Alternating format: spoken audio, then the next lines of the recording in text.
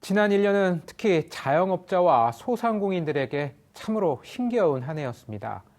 이들을 위한 법안들이 잇따라 발의됐지만 실질적인 도움을 주기에는 아직 부족한데요. 앞으로는 소상공인의 영업 손실을 보상해주고 코로나 이익을 나누기 위한 입법 논의가 본격화할 것으로 보입니다. 지혜론 기자입니다. 자영업자와 소상공인들은 코로나19 방역 조치로 매출이 뚝 떨어진 상황에서 임대료를 가장 큰 부담으로 꼽습니다. 국회는 이들을 위해 건물주에게 임대료 감액을 청구할 수 있는 법 개정안을 통과시켰습니다. 하지만 건물주가 받아들이지 않아도 이를 강제할 수는 없습니다.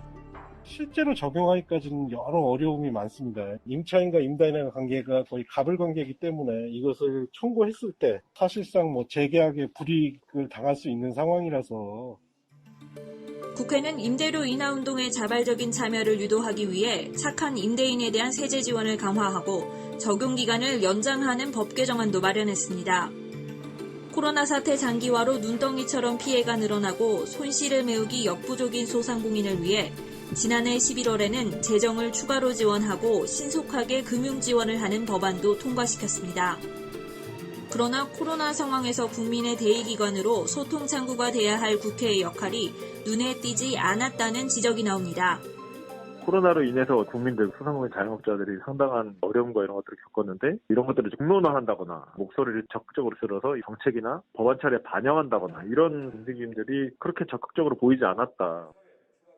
법안 발의수가 부족했던 건 아닙니다. 자영업자 소상공인을 지원하는 법안을 포함해 21대 국회에서만 코로나 관련 법안이 250건 넘게 발의됐습니다. 하지만 아직 160건이 넘는 법안이 계류 중입니다.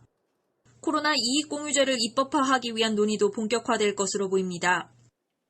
우려가 되는 것은 이 문제가 정쟁만 불러일으키고 정작 코로나 불평등과 격차 해소에 대한 고민은 뒷전으로 밀어놔 버리지 않을까 하는 겁니다.